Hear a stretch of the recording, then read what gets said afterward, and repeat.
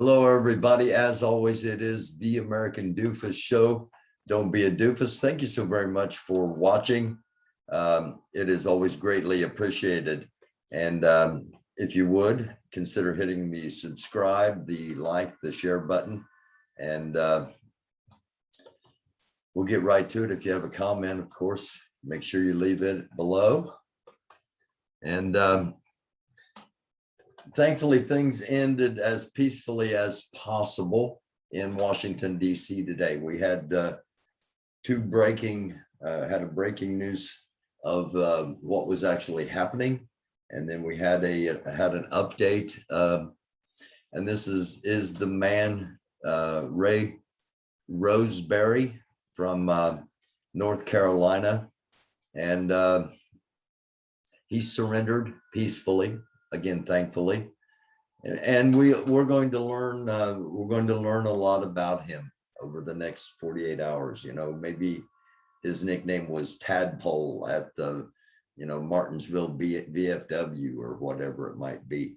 So we'll learn more about him. And for those that do not know, he was in a black pickup truck and pulled up on the sidewalk and parked the truck next to the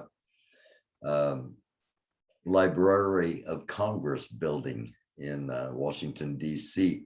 And there was an extended standoff of probably a 6-hour period, close to 6 hours anyway. So again, thankfully, that ended peacefully without any kind of detonation of any kind of explosives. And next story we've got comes out of California.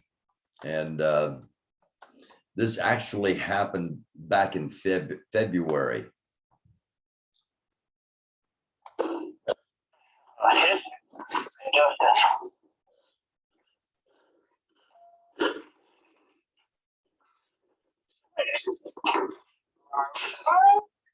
Every day, our officers must react to volatile and dangerous situations.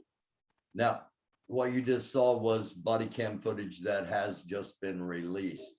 And this is just a little bit of the police officer's explanation as why they feel that was a justified shooting. Actually, before we do that, I'm going to run it back and watch again. Let's watch again because it goes by very quickly.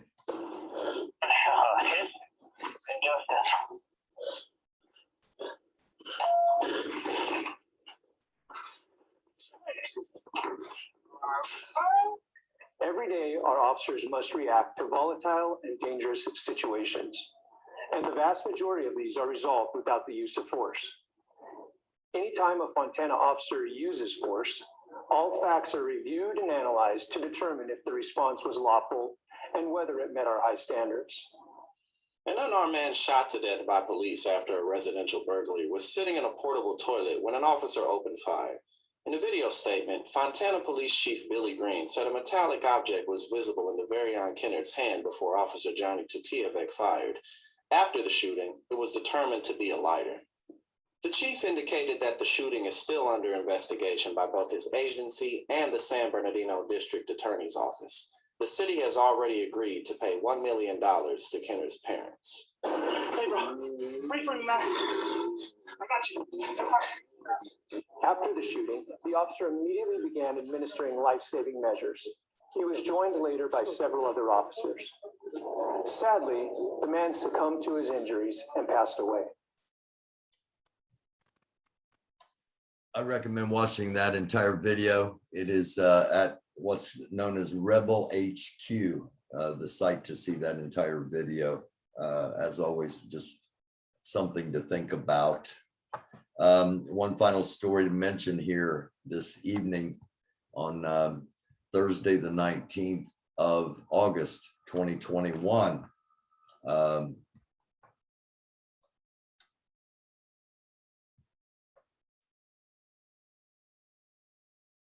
Okay,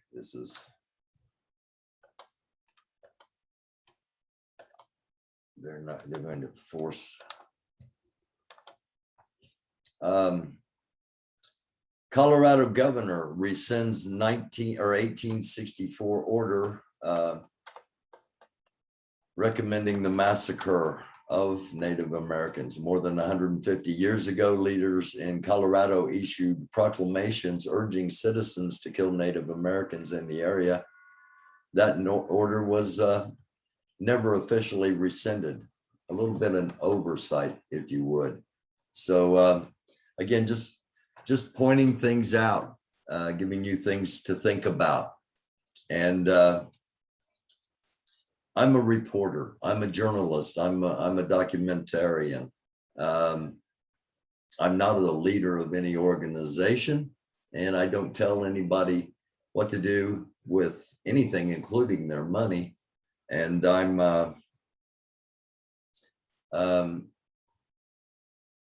never going to put myself in that position. I've got viewers. I've got people that watch and go on the journey with me to learn things. And I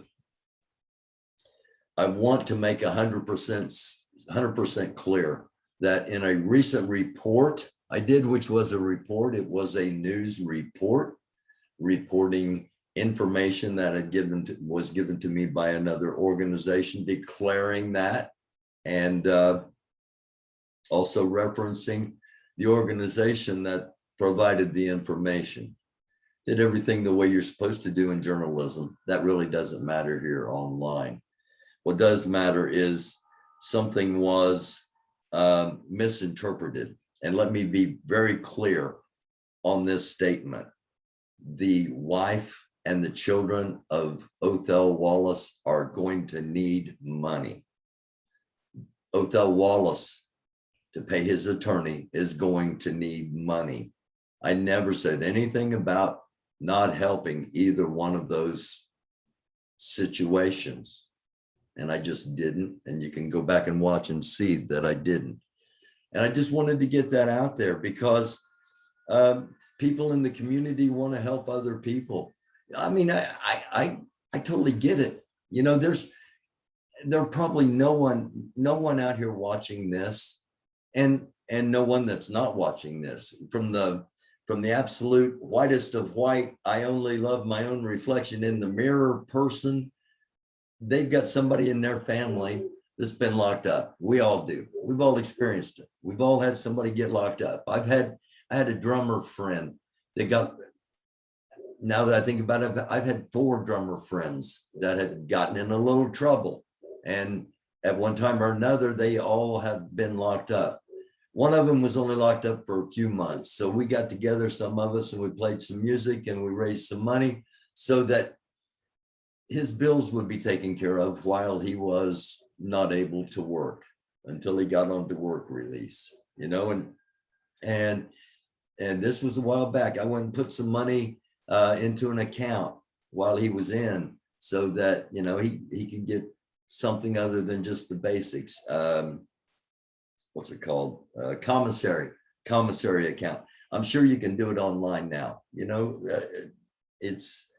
but back then you had to go in and actually hand over the money and, you know, it was a little bit more of a hassle, but if they're your friends, it's worth it. So I never said anything about not donating, especially to Othell Wallace's wife and children and to his legal fund. Those things are priorities in other communities. Let's just put it that way. We will see the guy from the Capitol. He's going to be a hero, and there are probably already accounts with millions of dollars raised to help his legal fund. So, am I saying don't help? Absolutely not. Never have, never will. Especially, you know, the wife and kids. The wife and kids are going to need it because it was a high-profile case. And it went elevated to an even higher profile, sadly. So that's why we're ending this one. I'll be back soon. It's the American Doofus Show. Don't be a doofus. It is a dark world. Do try to be a light. And I wish you peace. I wish you blessings. Shalom, shalom. Namaste. I love you all. Until next time, American Doofus Show. Don't be a doofus.